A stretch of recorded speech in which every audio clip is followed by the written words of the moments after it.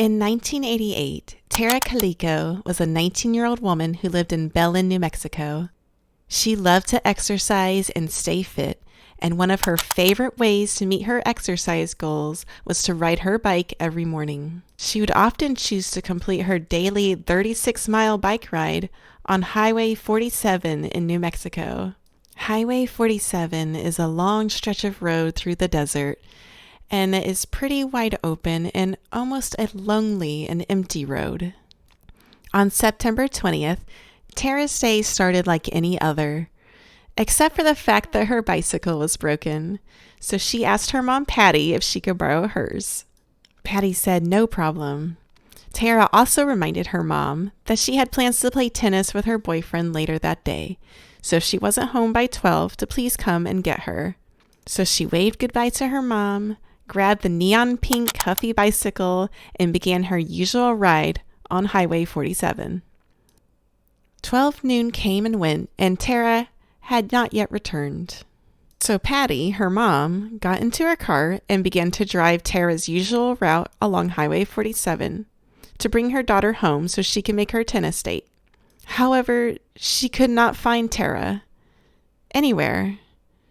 Not believing her eyes, Patty drove the route again, just to be sure.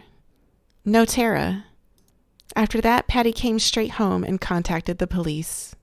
Within hours, Tara's name and information was entered in as a missing person, with a notification that foul play was feared. An exhaustive search began and lasted 2 weeks. It involved local and state police and hundreds of volunteers on foot, on horseback, four-wheelers, as well as airplanes and helicopters. Bad weather complicated the search. Neither Tara nor the bike was found. The only discoveries were bike tracks, which indicated that she had gone off the road onto a soft shoulder.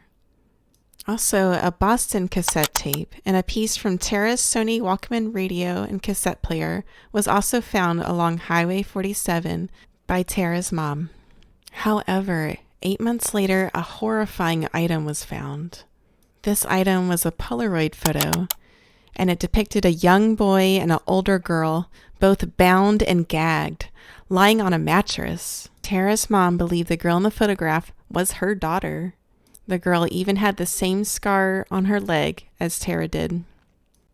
In the following years, several witnesses came forward with potential sightings of Tara Calico in various locations across the United States. But none of these leads resulted in her being found. Despite extensive searches and investigations by law enforcement, the circumstances surrounding her disappearance have remained a mystery.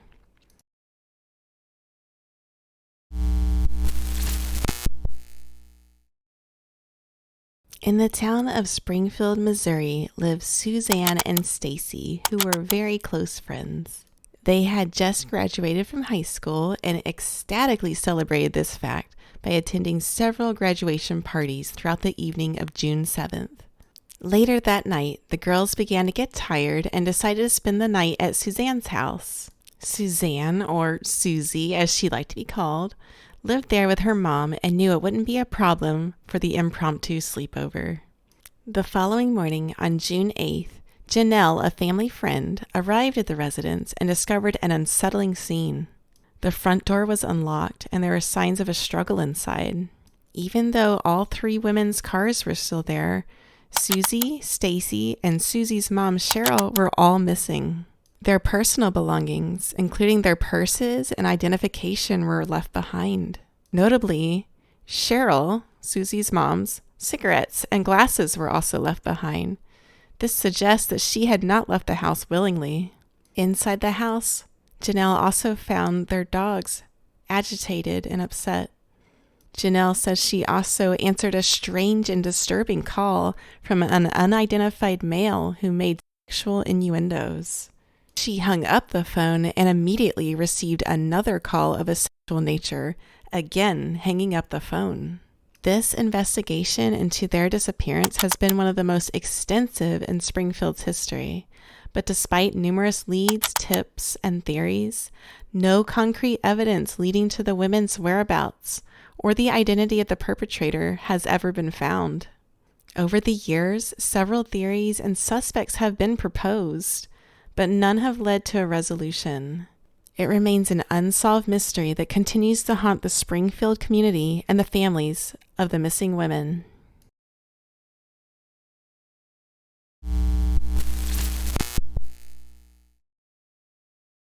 Ray Gricar had a very successful law career and was elected as District Attorney of Centre County, Pennsylvania in 1985.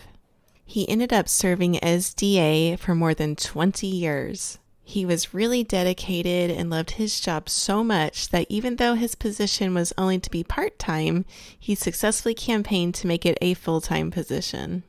On April 15, 2005, Ray Gricar called his girlfriend to let her know that he was taking a day off and driving to Lewisburg, Pennsylvania. He let her know that he wanted to explore the area and just enjoy the day. When he didn't return that evening, Ray's girlfriend called the police. The next day, Ray's red Mini Cooper was found in the parking lot of an antiques mall in Lewisburg, near the Susquehanna River. On July 30th, a group of fishermen made a discovery in the Susquehanna River, finding Ray's laptop beneath a bridge between Lewisburg and Milton. Unfortunately, the hard drive was missing at the time. Following this finding, divers searched the vicinity of the river where the laptop was found, but did not find any other clues. About 2 months later, the hard drive was finally found on the riverbanks, roughly 100 yards or 91 meters away from the laptop's location.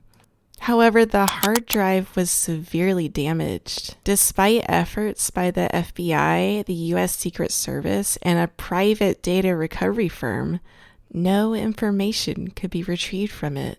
Later on, police disclosed a concerning detail. They were able to ascertain that before Ray's disappearance, someone had used his computer at his residence to conduct internet searches on topics such as how to wreck a hard drive, how to fry a hard drive, and water damage to a notebook computer. In the months that followed, extensive searches were conducted to find Ray, but no trace of him was found. Many theories have been put forward to explain his disappearance. As a district attorney, Ray would have made a number of enemies, and it's possible that this was a homicide. One odd detail is that technicians discovered an obvious cigarette smell and cigarette ash on the passenger side of Ray's car. The only problem is Ray reportedly didn't smoke and actually quite abhorred the habit of smoking. It seems there might have been someone else in the car with Ray. Another theory stems from, in 2011, it was revealed that Ray had declined to prosecute disgraced former Penn State football coach Jerry Sandusky for child sexual abuse all the way back in 1998. Ray Gricar had then cited lack of evidence. 13 years later, Sandusky was charged and convicted of multiple counts of abuse. Many investigators have tried to find a link between the two cases, but actual evidence is lacking. And finally, interestingly, Ray's sibling Roy J. Gricar vanished under comparable circumstances in 1996. Roy had told his wife that he needed to go to the store and purchase mulch, but never came back. Later, his body was recovered from the nearby river, and authorities deemed his death a suicide. Despite these theories and extensive investigations, no conclusive evidence has ever been found to determine what exactly happened to Ray Gricar.